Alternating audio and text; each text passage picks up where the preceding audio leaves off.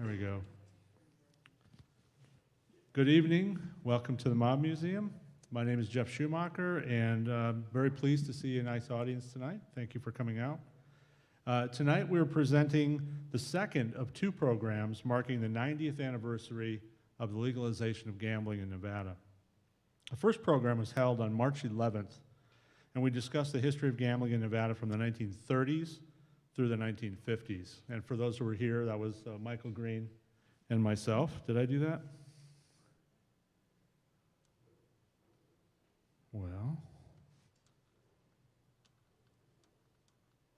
I want to go back, but won't let me.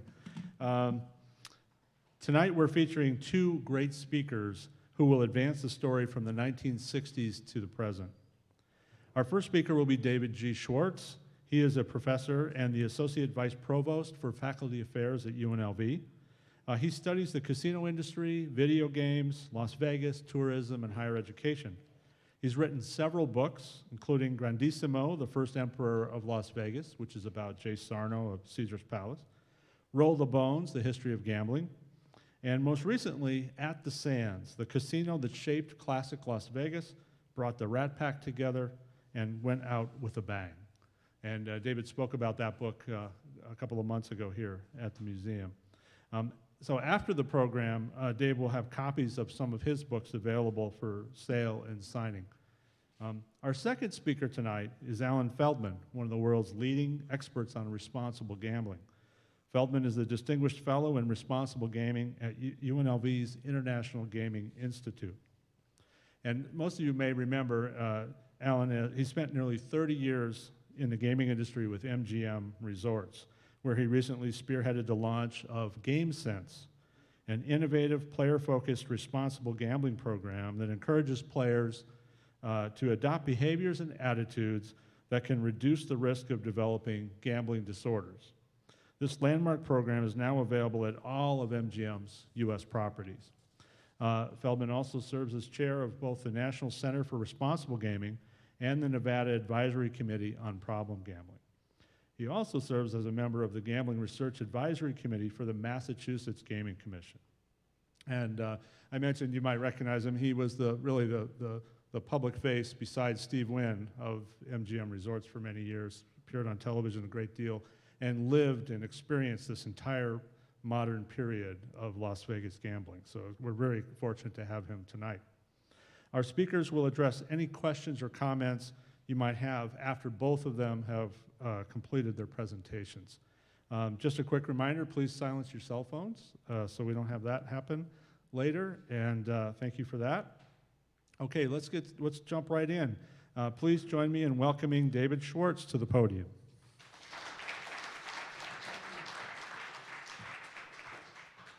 Okay, hi everybody, great to see you all.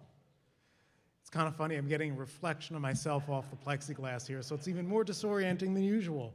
But I want to tell you, this is kind of, you're maybe just as disoriented as me because I'm about to compress about 3 weeks of my casino history class into about 20 minutes.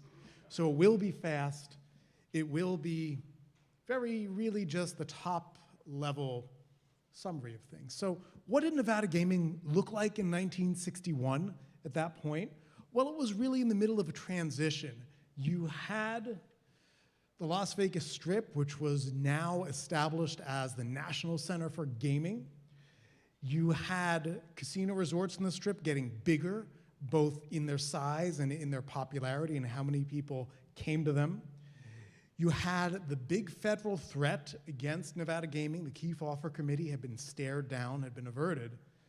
But there's really no status quo, no equilibrium. Things are about to change, really. So first thing that happens is in 1961, the federal government goes to war against Las Vegas. This is when Bobby Kennedy was Attorney General. He wanted to get organized crime and wanted to get Jimmy Hoffa. And what better place to target both of them than Las Vegas? And he actually planned to raid the casinos of the Strip and close them down. As you can imagine, the Democratic governor of Nevada, Grant Sawyer, did not think this would help his or any other Democrats' chances in Nevada elections, so they managed to avert this. But this was the level of the threat that Nevada gaming faced. So in the 60s, throughout the rest of the decade, the federal government and the state are both looking at organized crime infiltration of the industry. They're looking at different things. Under Kennedy, basically they threw every weapon in the federal arsenal at Las Vegas to look at everything, every agency. They also investigated skimming. How'd they do this? Well, they could not develop confidential informants, and if anybody has watched The Wire or any shows like that, you know police are only good as their CIs. They couldn't develop an informant. They decided to use wiretaps. Unfortunately, wiretapping is illegal in Nevada, so all that evidence couldn't be used. So that was not the finest hour. Now, Nevada Gaming responded to this threat by expanding their control over their licensees. In the past, they had established that they could control who owned casinos and who worked in casinos. Now, a little bit before this in 1960, they established the Black Book, which said, if we decide people are notorious and infamous, you cannot let them in your casino. And this was the scene of some very interesting confrontations, including one with Frank Sinatra that has kind of become legendary. Now, another big change that happens right before this period is desegregation. And it's fascinating to me, and I think it's very appropriate that we're talking about this today, because tomorrow is the 61st anniversary of the Moulin Rouge Agreement, when the casinos agreed to desegregate. So before this, casinos both in downtown and on the Strip are segregated racially. After this, they make movements towards being less segregated. You know, did this happen overnight? No. In 1971, for example, there was a consent decree that mandated more active desegregation and ends of discrimination in employment. So it didn't happen overnight, but this really was the starting point of it. Okay, so the next big thing that happens in this period is the opening of Caesar's Palace. And as you know, those of you who know me know that I wrote a book that talks a lot about this, so I could talk about this for a couple hours if you wanted, but I won't. Now, what makes Caesars exceptional is that it was financed by Teamster money. $10 million came from Uncle Jimmy Hoffa. Rest of the financing was from various big gamblers and guys like that all up and down the East Coast. And this really was the last casino that was financed this way, and they barely made it over the finish line. The Gaming Control Board and the Commission almost did not allow them to open because they didn't have enough money in the bank. So they barely made it. After this, things are going to change. But the big deal about this is that it becomes the top high-end casino. The theme, everything really put it over the top. And it does really provide the inspiration for much of what's going to happen next, but I won't step on Alan's toes for that. And he has a firsthand knowledge of a lot of this. And here's a picture. This is what it looked like at the opening, something really different. If you compare this with, if you look at pictures of the Flamingo or the Riviera, you know, they're nice at a certain level, but they don't look like that. They don't look like something out of another world. Okay, Sarno built another casino that opened in '68, Circus Circus. Originally, he wanted this to be an upscale adult circus with high rollers and also topless shoeshine girls and various other things and families. And that didn't really work so well for a lot of reasons. At one point, Sarno and his business partner, Stan Mallon, were accused of offering the largest bribe in IRS history. At this point, they turned over control to Bill Bennett and Bill Pennington, who basically reinvented it as a bargain-friendly, family-friendly resort, and it became an extremely successful casino. And you could argue in the 80s, it was the most successful casino company in the world. So there's a lot of other changes. There's some big structural changes. The convention business starts in earnest in Las Vegas in the late 50s. And the casinos really get into this in a big way, which means they can start adding more rooms, which means casinos cost more expensive. So they really price themselves out. You know, by the time you have to pay $50 million to build a casino, the mob guys just can't get that kind of money. They can't. So this leads to the casinos turning to mainstream finance. Okay, so why did the mob decline? Again, we have a whole museum about this. I'll just sum it up really briefly. There's 4 explanations, really, that sociologists, historians talk about. The first is the generational explanation.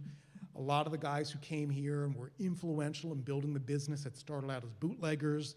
They were born in the 1890s and 1900s. By the 1960s, they're retiring. And their kids, basically, this is explanation 3 there, their kids become doctors and lawyers. They're no longer mobsters. Explanation 2 is the Leviathan explanation, meaning the state got very strong and forced them out. And we have plenty of exhibits that detail that. 3 is specialization. The mob at one point made most of its money from illegal gambling.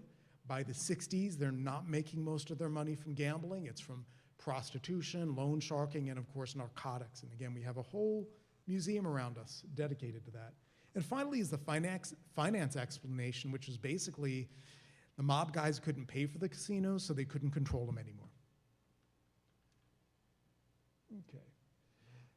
Next big thing that happens, and again, this is really, Jeff's written an entire book about this. I don't see him over there, but I know he's somewhere.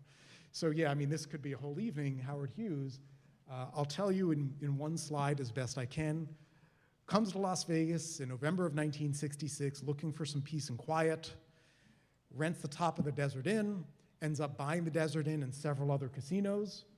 He never built any casinos in Vegas, didn't add anything. He planned this humongous new sands complex, but that never happened. That never happened. And he ended up leaving. He didn't really change, so he didn't build the way other people did, like Sarno or Kerkorian, but he did provide a legitimacy because at the time, he was a very well-respected businessman. Okay, can I do Kirk Kerkorian in one slide? Again, we can have a whole evening just talking about him. Somebody with a huge impact on Las Vegas and gaming and so much else today. Had gone into the aviation business, also was involved in the film industry, owned a small piece of the New Frontier back in 1955. It didn't go well. And he said, if I'm going to be involved in casinos again, I want to own the house. He initially owned the land that Caesars was built on. Then he sold that land and first bought the Flamingo, then built the International, and revolutionized the industry. And there's a picture of Kirk with the International under construction. So that International opened in '69. It was the first Y-shaped tower in the Strip and certainly very influential and really sets the pattern for what's going to happen after this. Before the International, you had a lot of places that were half motel, half hotel. This really is all massive hotel building. He also brings Elvis back to Vegas. So when times are good again and you're walking down the Strip and there's an Elvis impersonator there, you can thank Kirk Kerkorian, because without him, probably no Elvis in Vegas. And really defined a new era. And I did a presentation a while back about Kirk Kerkorian, and I went down the list of every property that either he was connected to or he owned, and without him, Las Vegas would look a lot different. Okay, so I mentioned before the turn to mainstream finance, and this is facilitated by changes to the law. Originally, if you wanted to own any share of a casino in Nevada, you had to be investigated and licensed. Any share at all, even if it's, $100 worth.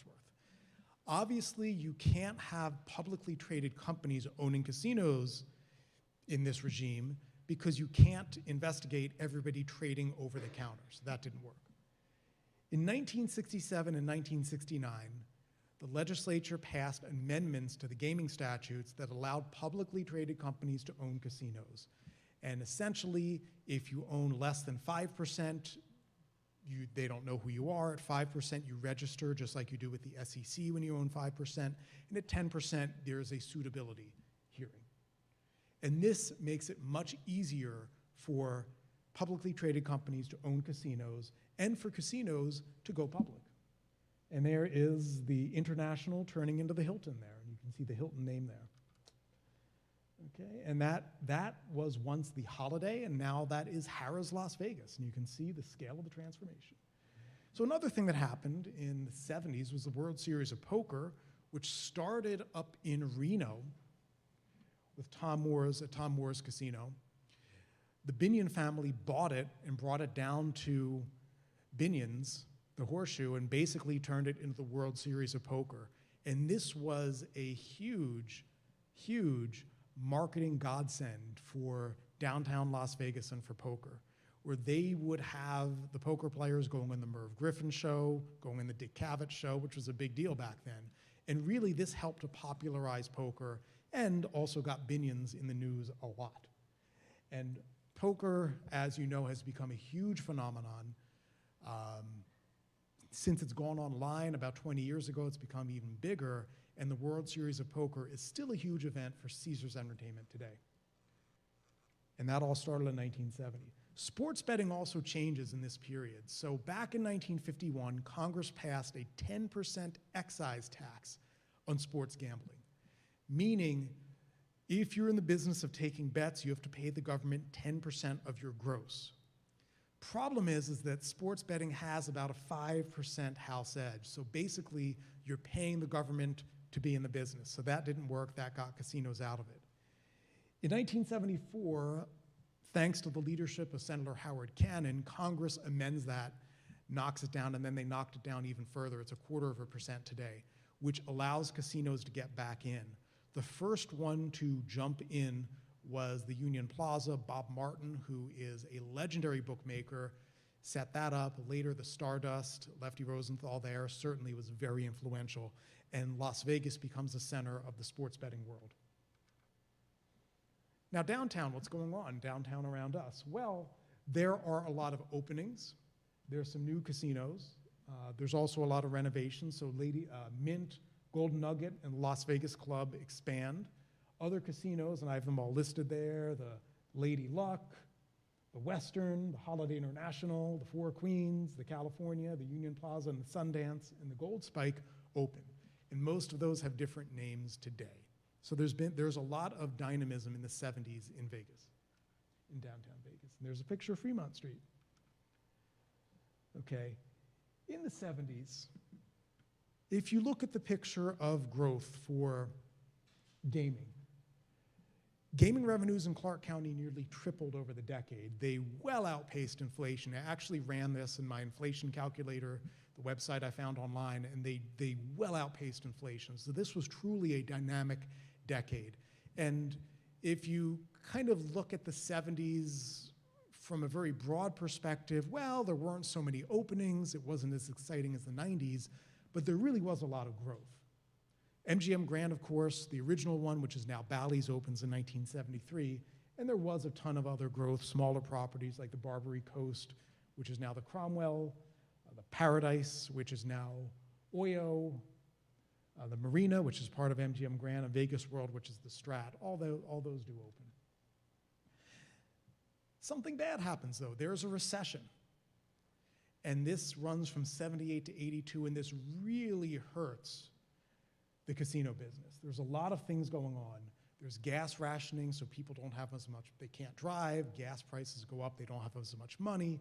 There's disruptions internationally, so lots of bad things going on. The Mexican peso is devalued, so a lot of the high rollers don't pay their debts. That hurts casinos. There's also competition. Atlantic City comes online, and a lot of high rollers are going there. Things don't look good. And in 1982, Atlantic City casinos out-earned the Strip, and they kept doing that till 99. All right. Now, what happens is they decide to turn to mass market and family-friendly casinos. And here we have a couple things. We have a picture of a Burger King at the Riviera, which was the first. Another thing was let me get to this, there were fires, first 1980 at the MGM Grand, then in early 1981 at the Hilton. This was a major national crisis. There were fires and disasters in other high-rise hotels. And really, it was only after extensive retrofitting that people began to feel less anxious, and really this stops being a concern. And it's interesting because I did an article a while back about the impact of the fire, the MGM Grand fire.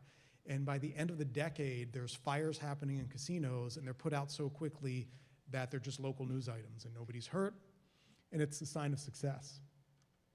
Okay, so the challenge is you've got these big shifts, you've got new competition, there's doubts about the customer, will they come back? What they do is they turn to the mass market, and this is what that slide is referencing. Jeff Silver at the Riviera put a Burger King in the casino, which had never been done before.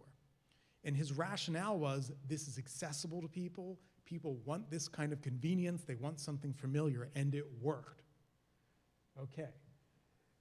Why else would you do this? Well, casinos before had been going after high-end customers, but there are a lot more mass market customers, there's a lot less volatility, it's not quite as risky. So the results of that, and again, they increase capacity during the recession while visitation is declining, they increase capacity, they add more hotel rooms, visitation goes up, occupancy goes up, gaming revenue goes up, and they find a whole new customer base. So it really was successful. So yeah, there's a lot of construction, and this is what does it. And this leads to mainstream acceptance. Starting with those amendments to the corporate gaming acts, mainstream finance starts coming in. Two key things I want to talk about. In 1978, Aetna gave a $60 million loan to Caesar's Palace, which was the first time a mainstream lender like that had lent money to a casino. Other one in 1983, which I think is symbolic, is Circus Enterprises going public. This, and Drexel Burnham Lambert was the stock underwriter, and this really demonstrated that Wall Street knew the casino business and was learning more about it and was interested in investing. And I think this paves the way for a lot of what's happening. The other symbolic thing is the 1985 purchase of the Stardust by the Boyd Group, which symbolically ends the last mob influence in casino ownership in Vegas. Okay, so thank you. I'll now turn you over to some very capable hands here. And again, it really is a thrill to be up on stage with somebody who was influential in this next chapter and was there, he was in the room where it happened. So Alan, come on up. Thank you.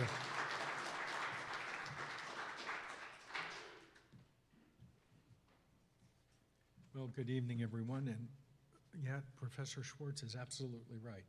You see your own face in this, and it feels like you're talking to yourself in a mirror, which is very strange.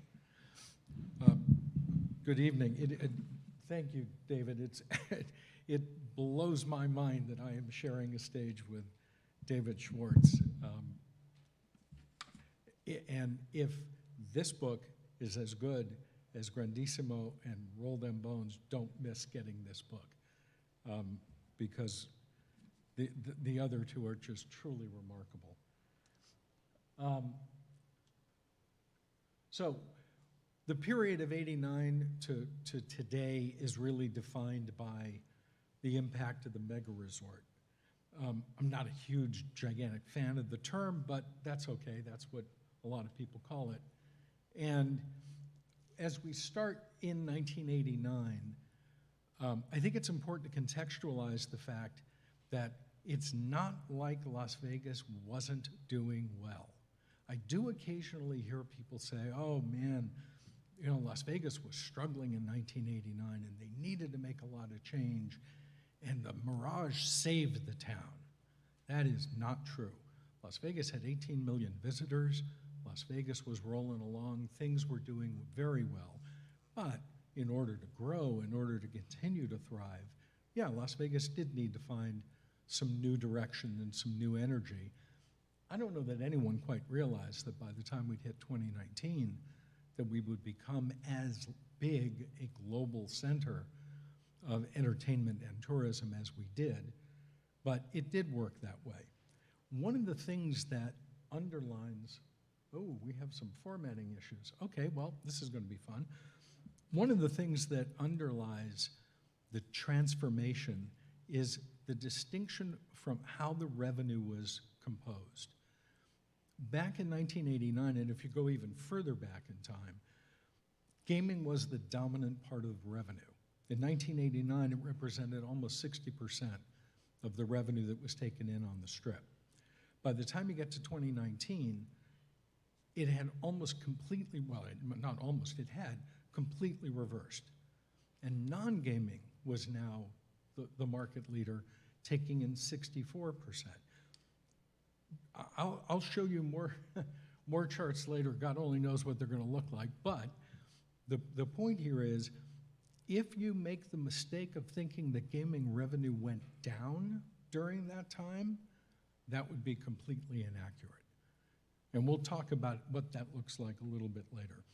So how did that happen? How did we completely reverse the relationship between gaming and non-gaming spend? David talked about these, but I just want to highlight a couple of moments, what I like to call inflection points. The first of these was the opening of the Flamingo. The Flamingo Hotel, way back in 1946, grand total of $6 million, was really the first hotel that considered tourism as part of its perspective. The second inflection point, this one was really critical, as David mentioned, was Caesar's Palace. The Caesar's Palace brought in the notion of a themed hotel. Every aspect of this place had a sense of this environment of being in Rome, of the individual being Caesar. So much so, they left the apostrophe out of Caesars, because we are all Caesar. All of us together are plural Caesars. I know there are probably people who have studied English and you know that the apostrophe should be at the end, but Jay didn't care. In fact, I think he just thought threw the logo off, so he didn't want to have it in the logo. But right down to the ashtray. I'm just curious if I can see, does anyone have one of those ashtrays at home? They're worth a remarkable amount of money right now. But Caesars is critical, and Caesars is going to end up becoming quite literally the plan that Steve Wynn used for the Mirage. We'll talk about that in a second. The third inflection point is 1989 itself. Just to get us back in the mood for 1989, Batman was just becoming a series. President George H.W. Bush was in the White House. The younger Mr. Bush owned a baseball team, hadn't even run for governor of Texas yet. The most famous thing in the World Series that year was not the Oakland A's sweep of the Giants, it was an earthquake. The album, 1989, wasn't the best album of the year. It was Bonnie Raitt's album. Seinfeld was just beginning. Bagel Bites were just coming into play. My 4 kids would now have something to sustain them in later years through college. And just to prove that America doesn't have great taste in cars, the Honda Accord was the most popular car in America. As far as Las Vegas is concerned, and David has spoken about these things already in some detail, so I'm not going to go through a lot of detail. And again, I'm not that bad at PowerPoint. This is a formatting issue. But we have these 4 things that have already started: the corporate ownership, the Wall Street financing. The shift to non-gaming has already begun because of the advent of the convention market. But that starts to shape a slightly different environment in Las Vegas. And then along comes the Mirage. Now, one of the things that's interesting about the Mirage, beyond its unbelievably incredible price tag, and it should be noted, by the way, that Caesar's Palace, were it built today, would be about a $150 million hotel. Or put a different way, you would never notice it, just comparatively. So at 617 million, this was an unheard of amount of money back in 1989. And all of its component pieces at the Mirage existed somewhere else. About the only one that you could argue didn't was the destination entertainment of Siegfried and Roy. But everything else existed somewhere else. What was different was how these pieces interrelated to one another. It was how they integrated. And it's part of the reason why I think the real term here is integrated resort. And that term was first used in Singapore in 2005 when the Singaporean government first introduced the notion of casinos there, and the government wanted to do anything but call them casinos. So they came up with the term integrated resort, but it's actually far more technically accurate than mega resort. And it's when all of these component pieces are strategically aligned to work together to create an outcome. And at the Mirage, that outcome was absolutely stunning. You walked in and you were in the middle of a rainforest. And if you walked through the rainforest, you were standing right in the middle of the casino without even realizing you had walked there. You were right in the middle of the casino. Remember the first time you saw the front lobby? I mean, hotel front lobbies have blank walls behind the front desk with metal letters, usually in brass, with the company logo and the name of the hotel. Here, saltwater aquarium. You could eat in the rainforest. The wonderful restaurant Kokomo's was right in the rainforest. The pool, although the pool at the Tropicana, at the Flamingo rather, that we looked at earlier was lovely, and it was, you know, it had palm trees. Here it was a grotto, it was fountains, it had a slide in it. There were little nooks and crannies you could kind of get away to. It was really remarkable. The regular rooms, standard rooms at the Mirage when it opened, did not go over well, and actually only a couple of years later were all remodeled. But the lanai suites are still there to this day. They really set a completely different standard for what a high-end Las Vegas suite could be, very much in keeping with the theme of the hotel. And of course, Siegfried and Roy's White Tigers started in the lobby kind of as almost frankly, an afterthought. There was a little space there, and we thought wouldn't be a bad place to have them so that the public could see them. And then eventually, we ended up building the Secret Garden, and that's where, to this day, most of Siegfried and Roy's animals are available to the public to see. So let's talk about Siegfried and Roy for a moment. And thinking about David talking about, you could talk about this for hours. This is one of those things you could talk about for a very, very long time. Siegfried and Roy fundamentally changed entertainment in Las Vegas. And I know that a lot of folks will want to say, oh, well, wait a minute, the Rat Pack, or hang on one second, Elvis. You gotta remember that Elvis came to Las Vegas 1 week or 2 weeks at a time, 4 times, 5 times a year. The Rat Pack, the same, in fact, on occasion, even less. They didn't live here. They weren't here constantly through the year. And did they do well? Absolutely.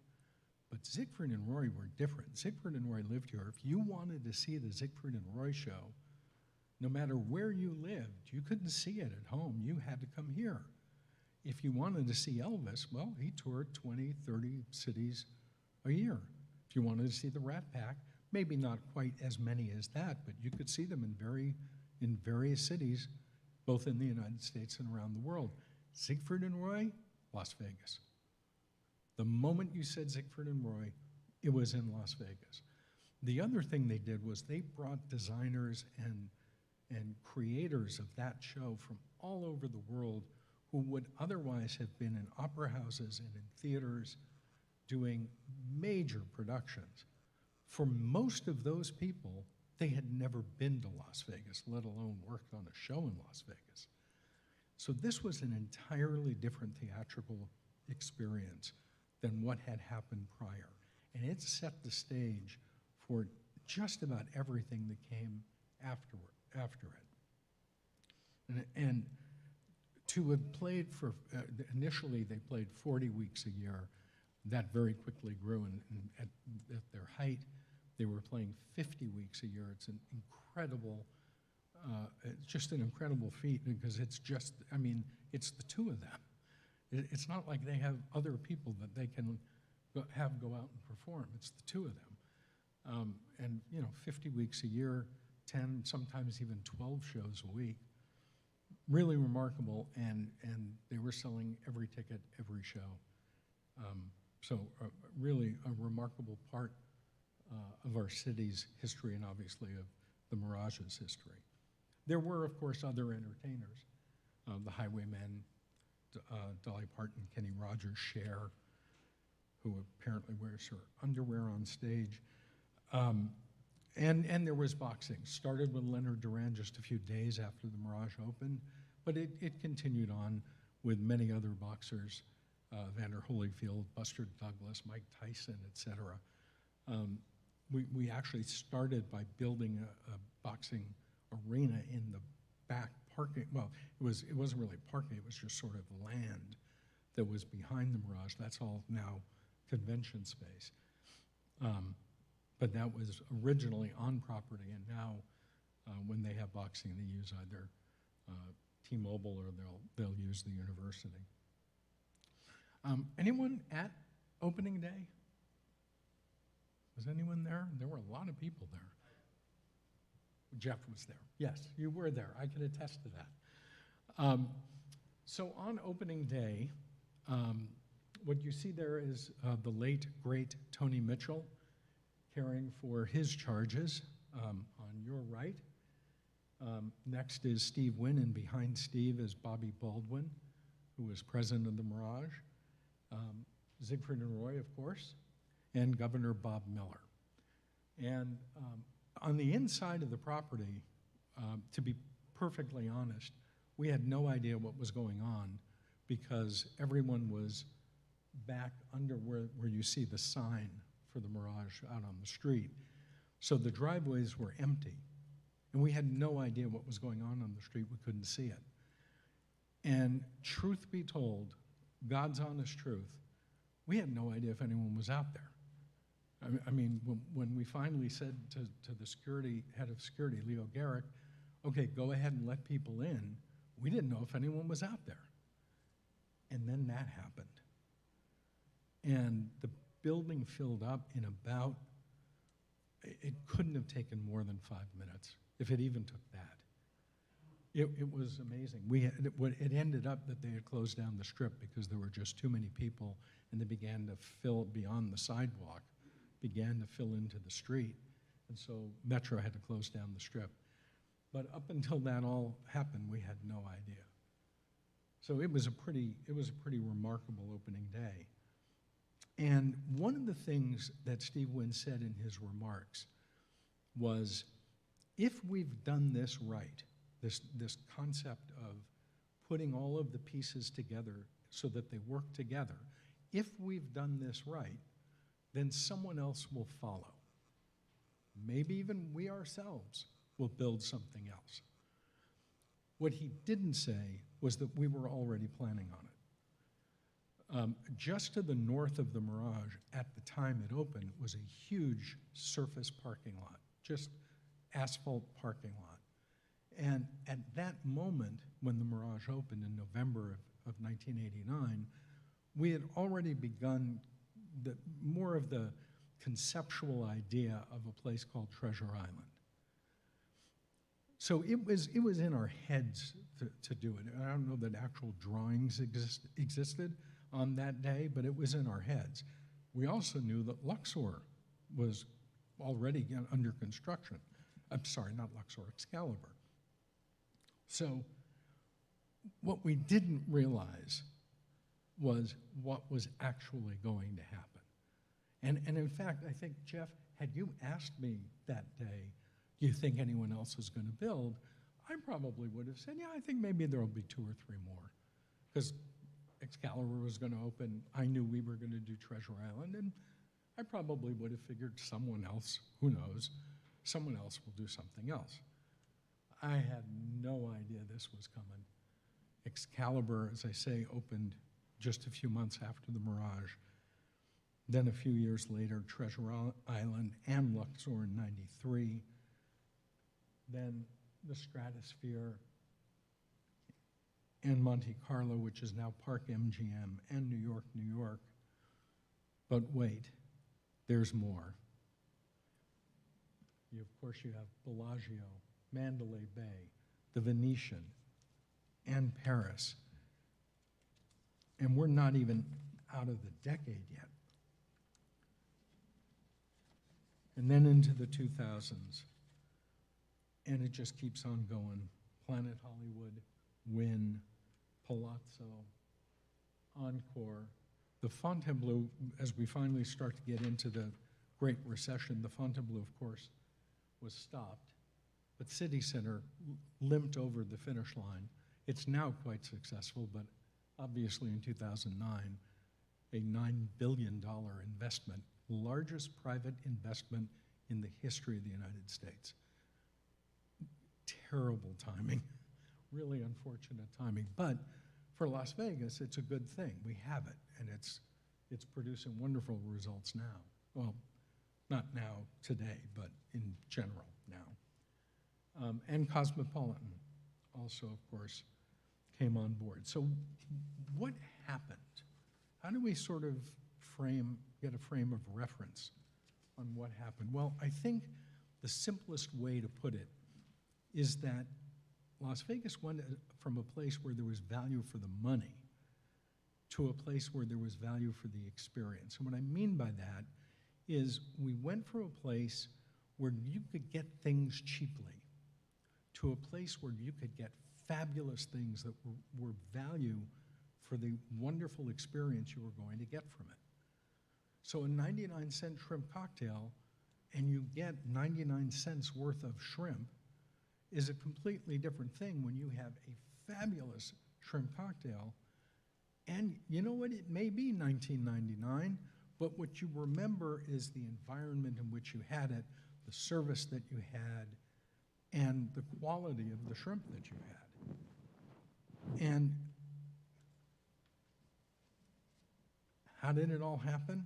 Well, it really is a result of a lot of the things that David was talking about, but as it began to really take hold, the access to capital led to opportunities to invest both in hard assets and extraordinary places, really extraordinary places, but also in people, in their talents, in their artistry. And it's not just the extraordinary people, the chefs and the artists and the architects, but also everyday heroes, the people, the men and women who make these places run. So let's just take a moment and sort of reflect on what's happened in dining. I mean, goodness gracious, it feels like we have just about every one of the major US chefs and several of the major international chefs who are here. But we also have these unbelievable restaurants, the spaces that they're working in. I mentioned that well, actually, let's get to the next one first, and that's entertainment. Cirque du Soleil, of course, is performing here, multiple shows. Celine Dion, speak about destination entertainment. This is a woman who is performing 50 different cities a year, cut it all off, came to Las Vegas, put down roots, only performs here. Penn and Teller, very much the same. Used to perform all kinds of shows all over the country and internationally, put down roots, moved to Las Vegas, they're here. Lady Gaga did a hybrid, right? She has a road tour that she does in arenas, but here in Las Vegas, the show that's here is only here. Actually, 2 different shows, only here in Las Vegas. And there's more to come. Usher is going to start up a residency, knock on wood, next year. So the entertainment component of Las Vegas continues to grow and thrive. And the point I was going to make a moment ago, if Caesar's Palace, remember I said that if it were built today, it would cost $150 million. That would buy you 3/4 of the O show and theater. That's about it. All of Caesar's Palace when it opened would get you about 3/4 of the O show. The reason I bring that up is not to tout the O show, it's to contextualize that investment now in the things that our visitors want and expect is at a completely different level. It's a whole new game now in order to compete. One of the other areas that's completely changed, because we never had it really, was nightlife and day life. We had the lounges, and those were very successful in their own way, but they tended to have maybe 100 people. They were really very small. Now, and if anyone had suggested a nightclub, in fact, speaking of being in the room, I was in the room and watched several casino executives when they were pitched the idea of nightclubs, which were already becoming very popular in South Florida and Southern California, and London and Ibiza and Spain, and they just totally reject. Why would I put a nightclub in my place? I want people in the casino at night. That's ridiculous. And then they were told, but you can sell a bottle of vodka that you can go get at Costco for $30, and you can sell it for $1,500. Ding! Light goes off.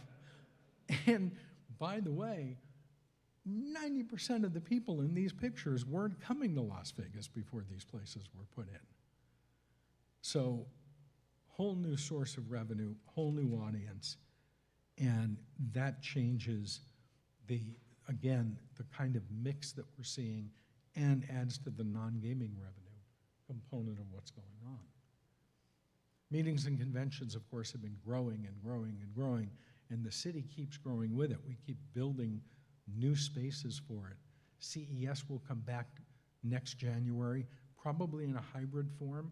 I wouldn't expect 110,000 people as they normally do, but we might get 60 or 70,000 people and others online, and that'll set us up for 2022 when, God willing, we will be able to have our, the full impact economically of CES coming back.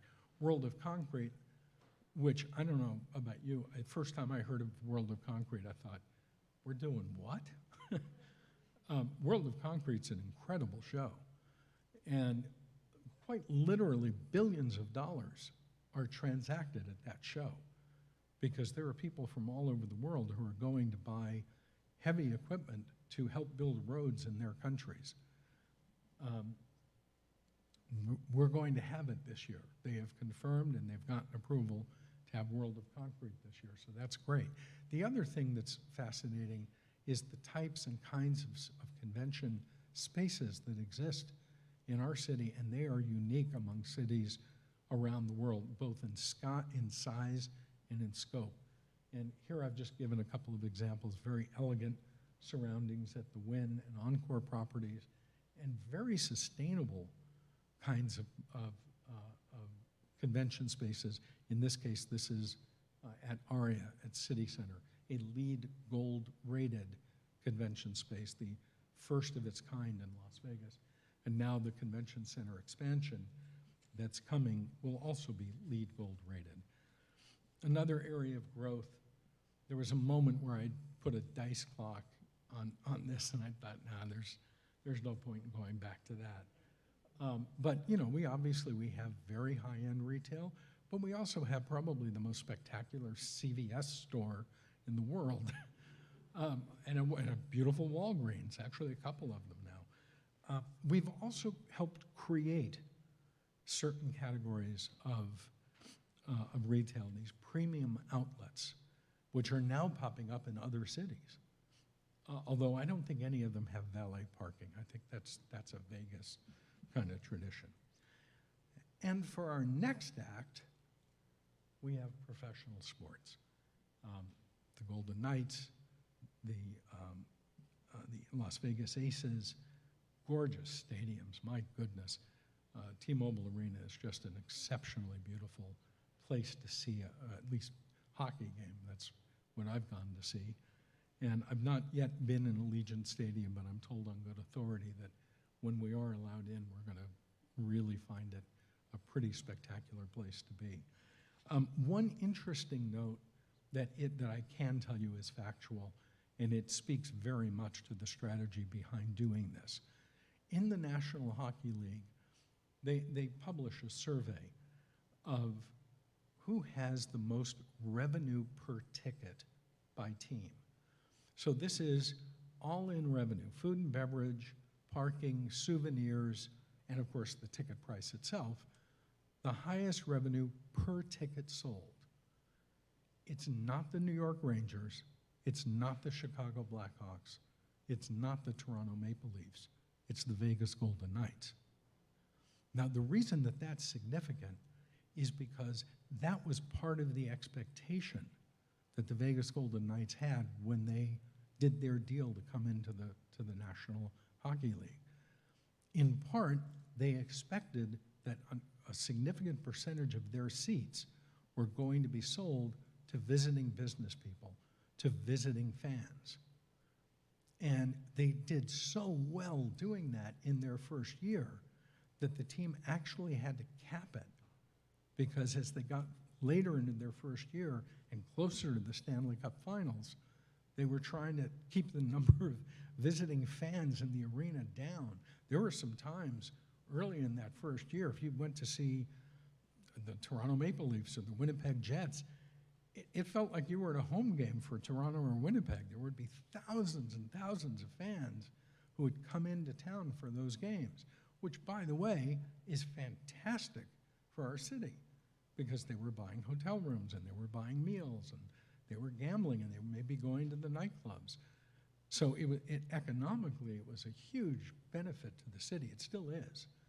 But they had to find a balance there, because you also wanted it to be what we all know it can be, which is a very, very exciting place to watch Golden Knights hockey.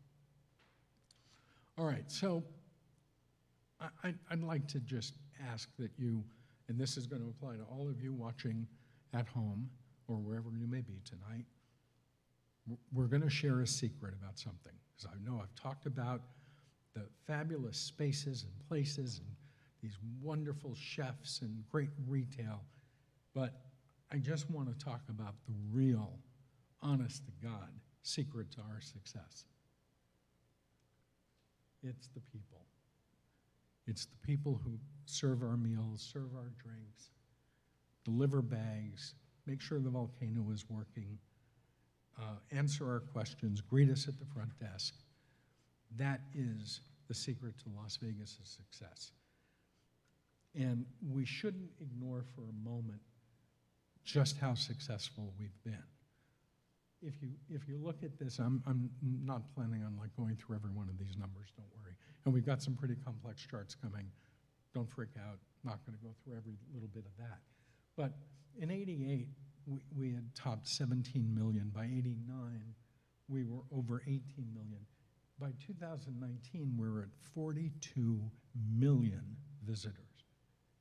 It had easily more than doubled.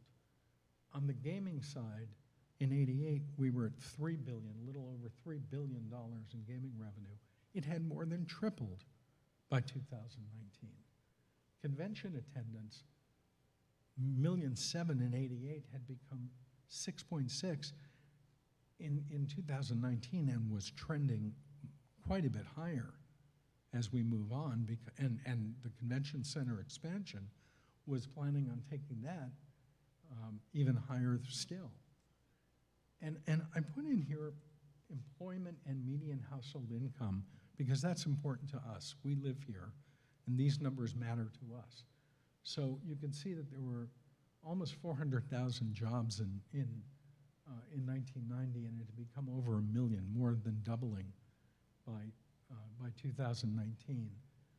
And it's a little hard for me to even read, although I do have a copy here, and there's no way I'm going to read that. But I believe it's just under 20,000 in median household income in 1990, and just under 50,000 by the time you get to 2019.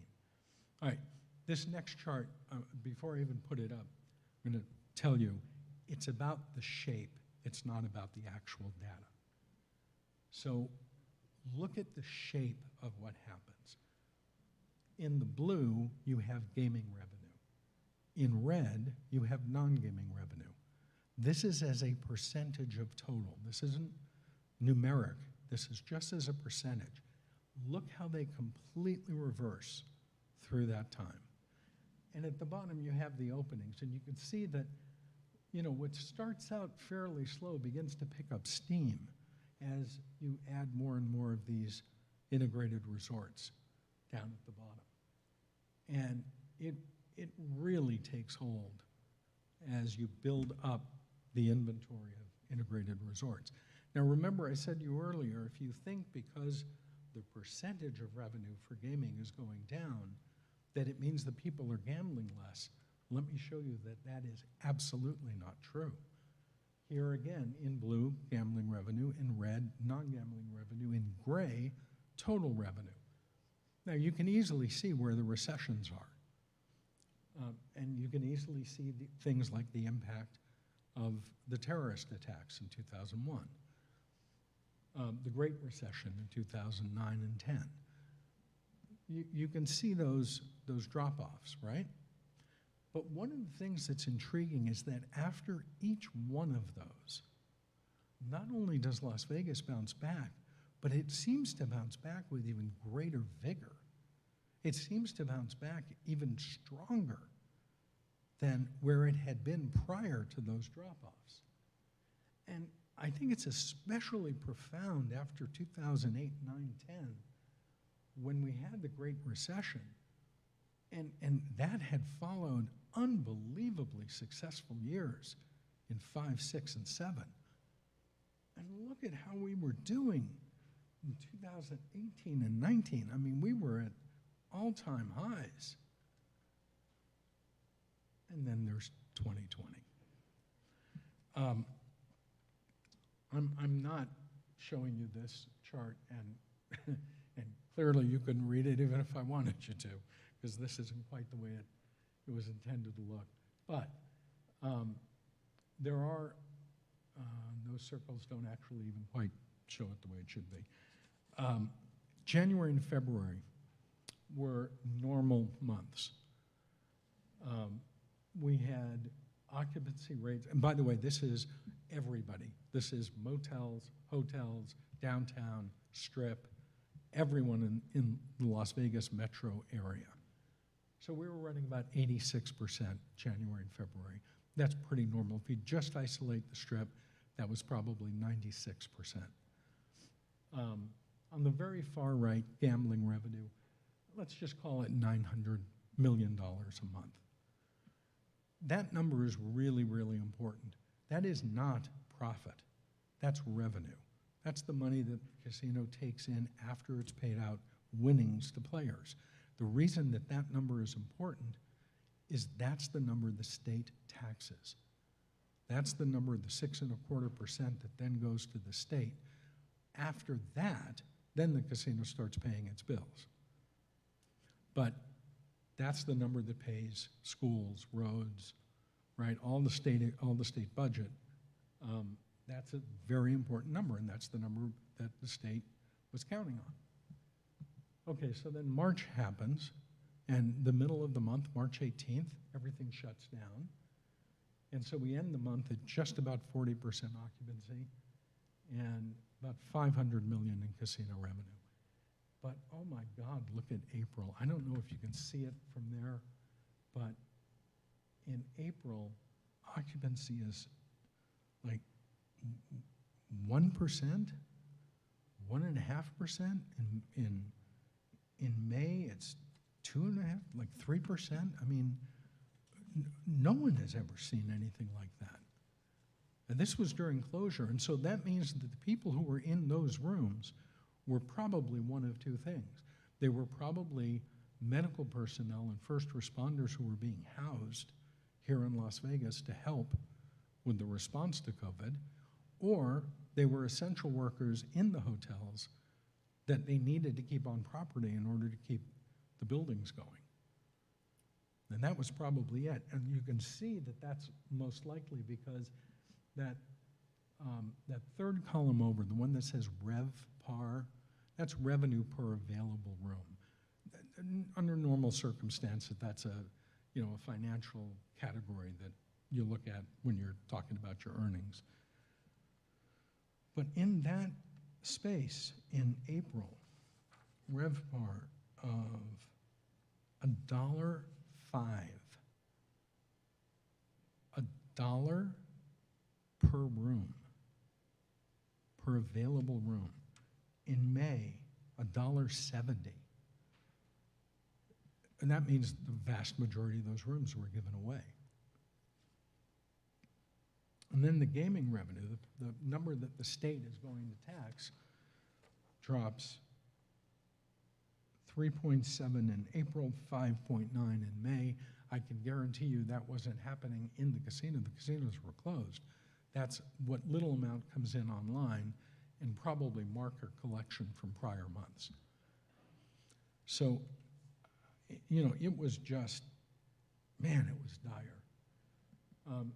Through the rest of the year, it pretty much evened out, and we were somewhere between 550 and 650, 650 million in terms of gaming revenues, really struggling to get to 50% occupancy. And it continued into January of this month. The numbers for February were just out, and somehow or other gaming revenue climbed up to $700 million. Those numbers just came out today. And, you know, I have to tell you that I don't know how any of you might feel about that, but I think that's almost cause for celebration, that we're seeing a resurgence coming back. We still all have to be incredibly careful that we keep that going, but it's really nice to see that, that there's some more activity. So I thought we'd just remind ourselves of the things we thought we'd never see. That's the Strip, middle of the week, middle of the day, not a human being or a vehicle or an animal in sight. A casino worker masked, gloved, and standing behind plexiglass, as I am right now. Again, in the middle of the day, and in this case, an open casino. Tourists on the Strip in masks, just not something we would expect. And my favorite, a press release from one of the major casino companies announcing the official guest disinfectant brand. Just doesn't happen every day. So now there's talk about whether or not we're going to see the Roaring '20s come back again. And the chart in the lower left is really kind of interesting. It's no doubt difficult to read, but it's an intriguing thing. It's a Google search done by Global Market Advisors, an analytical firm here in Las Vegas. And it's a keyword search. And you can see that it goes back several years, and the term that they're searching is back to Vegas. And the thing that's intriguing is that it's spiked to an all-time high in recent months. And it's trending at sort of a normal level right now. And that's just, it's fascinating. They searched a bunch of terms. This wasn't the only one. And they all kind of have this pattern. And, you know, we have a lot of media coverage right now about recovery.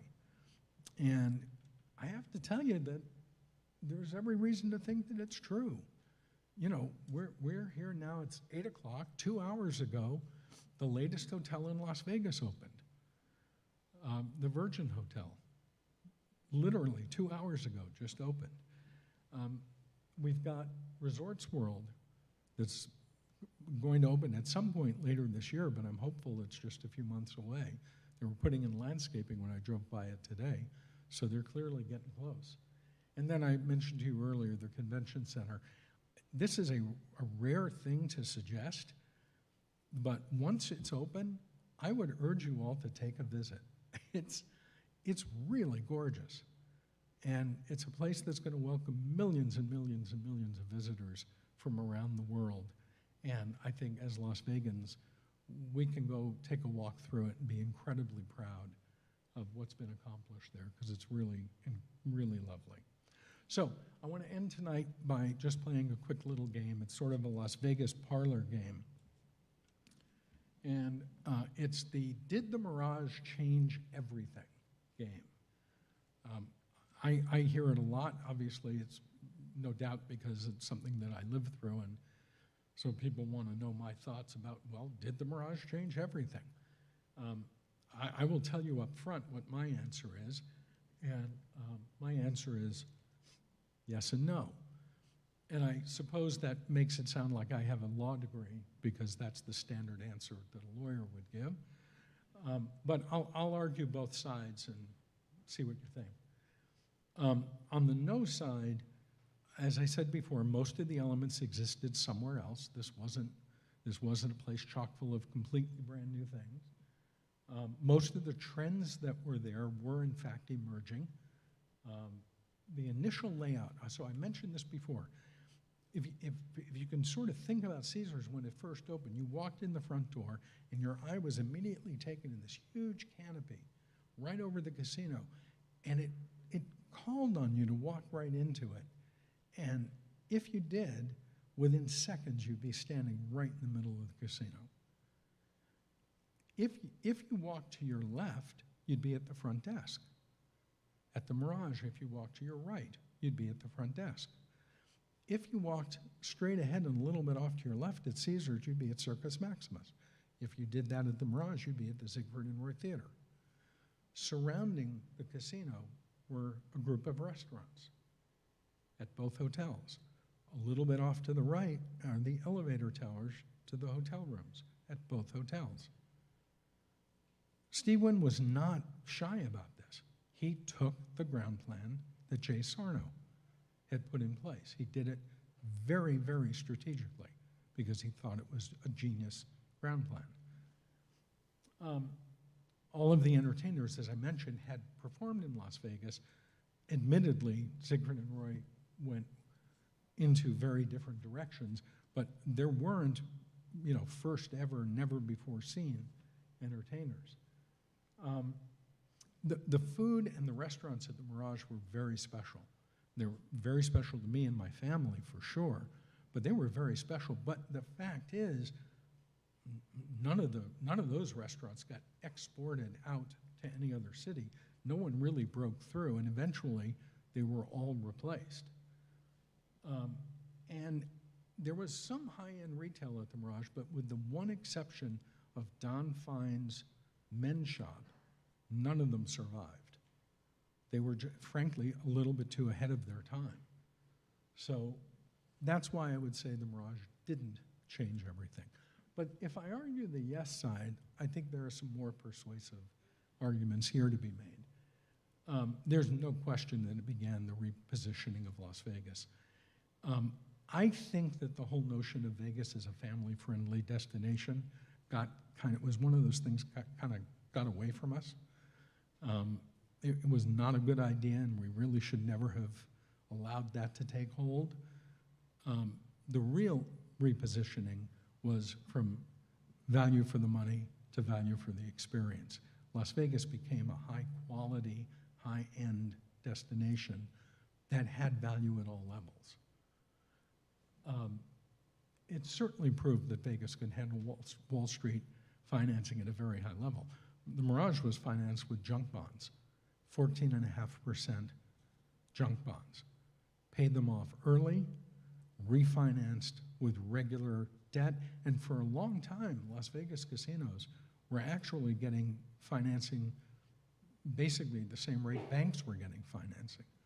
So the relationship between Las Vegas and Wall Street was cemented after the Mirage.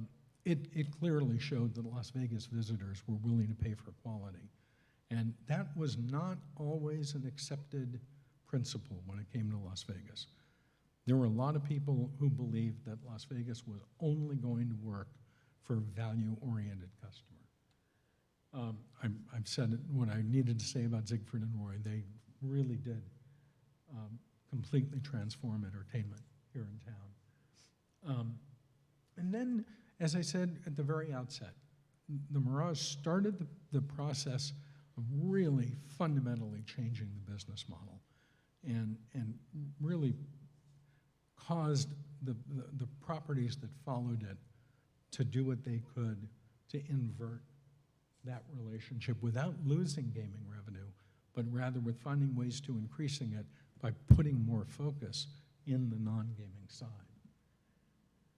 And then, obviously, it was the trigger that launched that whole era of unprecedented growth. But I'm willing to have the debate. I'm willing to have the debate anytime anyone wants. I'd like us to get a little bit past these masks and the fear and get a little more secure that we're all okay going out. But once we are, let's go out and let's have the debate. Let's do it over at Lago. Let's sit outside at Lago and have a couple of small plates of Italian tapas and enjoy the fountains. Let's do it at the lobby bar at the Waldorf Astoria. Oh my goodness, get an elevated view of the Strip. Or you know what? We could do it at Monabi Gabi, right on the street. Enjoy the people walking up and down the Strip. Or, we could do it at the patio at Spago. Lovely place, great food. Or we might consider the Excess Lounge at Wynn. Or we might consider any one of the dozens of other spectacular bars, lounges, restaurants, spaces that this city is able to offer. And it's part of what makes Las Vegas what is now the undeniable global center of entertainment and tourism in the world. I thank you very much, and I think we're going to take questions.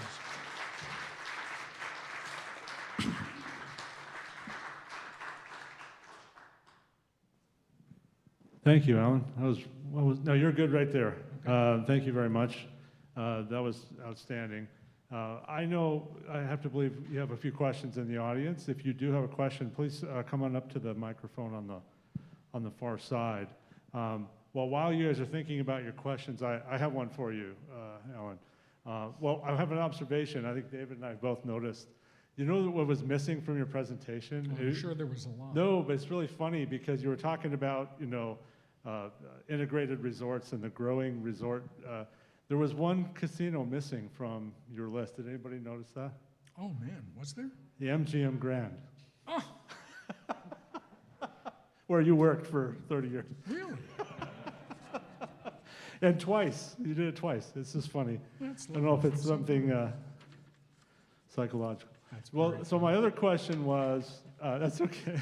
Now you're going to go back and look at it tomorrow and go, wait a minute, where is the MGM Grand? Oh, I totally did. Isn't that funny? That's 5,000 rooms erased. And in some respects, it was kind of the epicenter of the we screwed up the family-friendly storyline. Really? Because when the MGM first opened, they had land in the back that wasn't being used. And I have no idea who did this, so I'm not trying to besmirch anyone's reputation, but someone came up with the genius idea of building a theme park on the backside of the MGM Grand. And they put a whopping $80 million into the theme park. That same year, Disney spent $90 million on a single ride. That tells you how effective that theme park was going to be. And it fell flat on its face. I mean, it was an awful disaster. They eventually tore it down. It took new management, but they tore it down, and they built the 3 towers of Signature, and they ended up expanding the convention center. And now that land is producing beautifully for the company. So if you have any questions, please step up.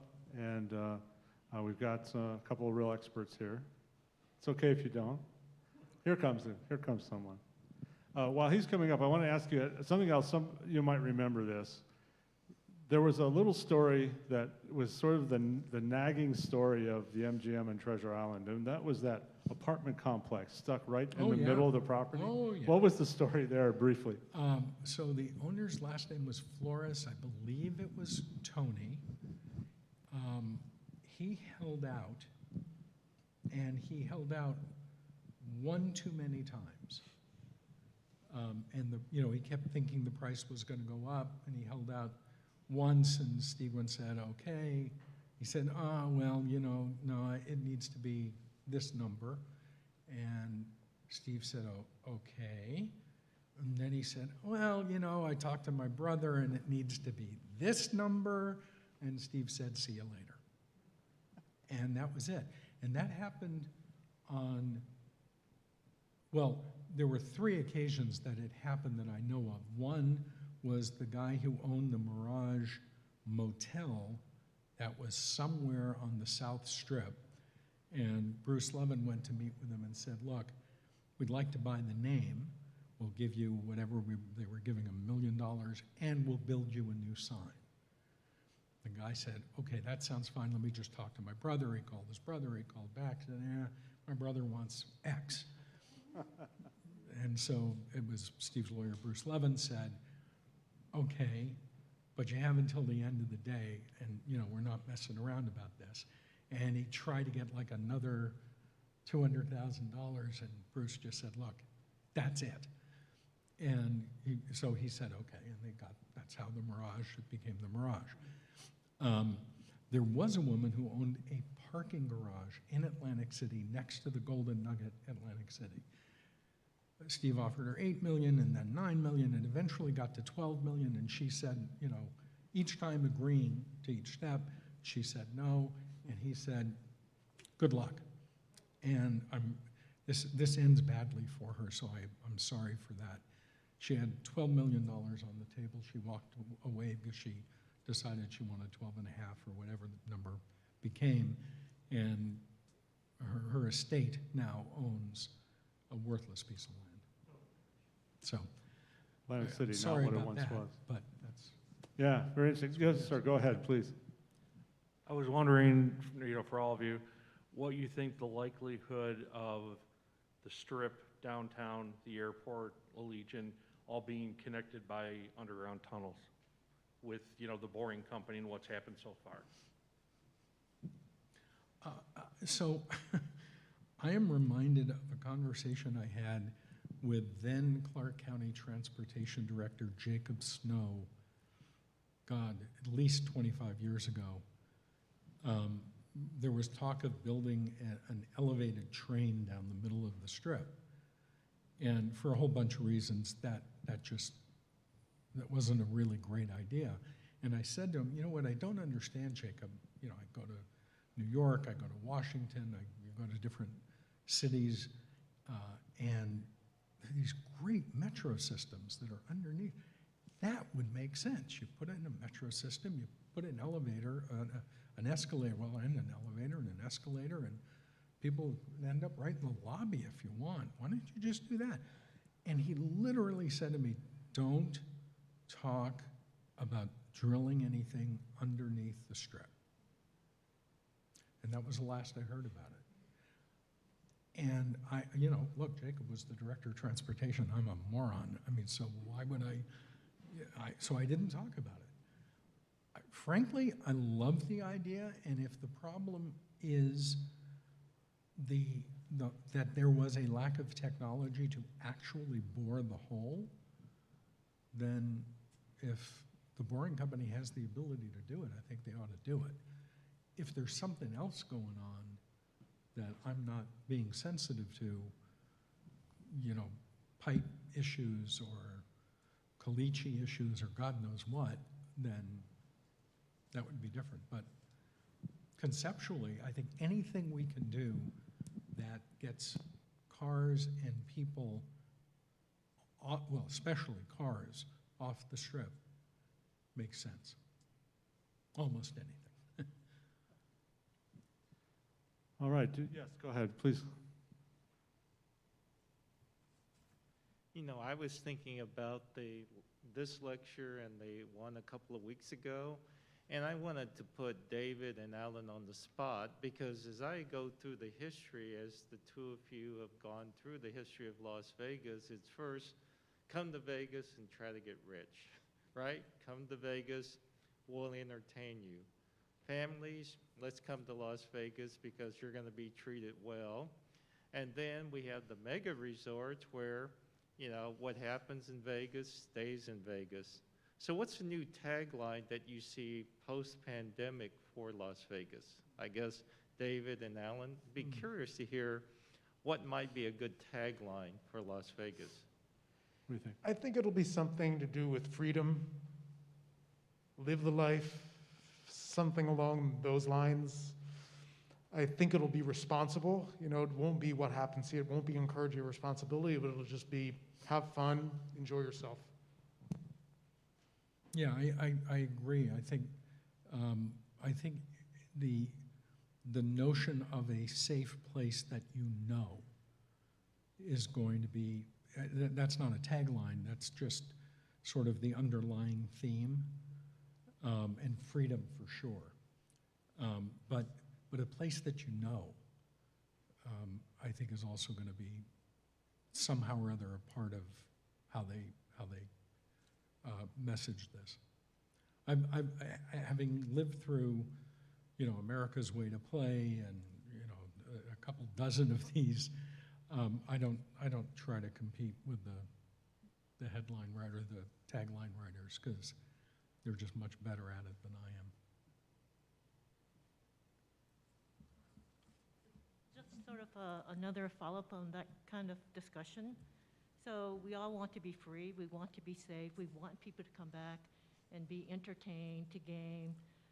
But what other kinds of things do you see people coming for?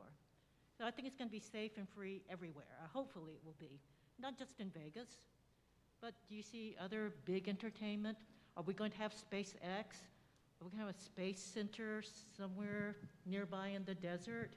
Why will people keep coming? I think entertainment's going to be a huge part of it. The idea is in 2021, there's casinos almost everywhere in the United States. Nobody needs to come to Vegas to gamble. And obviously that ship sailed a long time ago. I think the key is going to be giving people those experiences they can't get anywhere else, whether that's entertainment, something to do with technology, some kind of VR that people can't do other places. But if you look at the sweep of human history, people like to get together, people like to experience new things, people have a need for novelty, and as long as they keep doing that, which I see no reason that human nature is going to change, Vegas is still going to be in business. Yeah, I think on the sort of short-term horizon, esports is going to play a big role, and it's no longer even a question about whether or not game play, meaning not casino games, but Nintendo games and all of their cousins and brothers and sisters come into it's not about a casino environment and betting necessarily, although that's going to happen too, but how do those things interact? And we've already seen, especially in Asia, arenas, 20,000 people paying a ticket to watch 6 people play a game. It is a trip to nowhere. But this is a generational thing. I mean, I also look at these nightclubs and I wonder who the hell would do that as I watch 2,000 people walk in. Yeah. So, but it's not, you know, part of the challenge to keep Las Vegas fresh is to not always be thinking about what I would do, but rather, what do they want? What would excite them? And especially, what would excite the people who aren't coming? And so esports is going to be one of the big growth areas it's happening now. It's already started. We have time for one more. Anybody? Okay. I just have a closing thought that responds to you as well. If you look at the first program we did, starting with 1931, with the legalization of gambling, and you bring it up to 2021, 90 years, just think about how dramatic that change has been from the Mamie Stalker at the Northern Club on Fremont Street getting the first gaming license, basically as the front woman for her husband and her son who worked for the railroad, so they needed a front person, right? So we had our first, unseemly situation with the very first gaming license that we have. But the point is, we have this little club on Fremont Street to this megalopolis that Alan outlined for you. And what you're seeing is a constant state of evolution of this industry. And really what I came to think about when I was listening to David and Alan was, there are these periods of time when we think that we've maybe hit the point where there's no more tourists for Las Vegas, right? We've hit, 5 million, 10 million, 20 million. Well, who else is out there? Maybe that's the limit, right?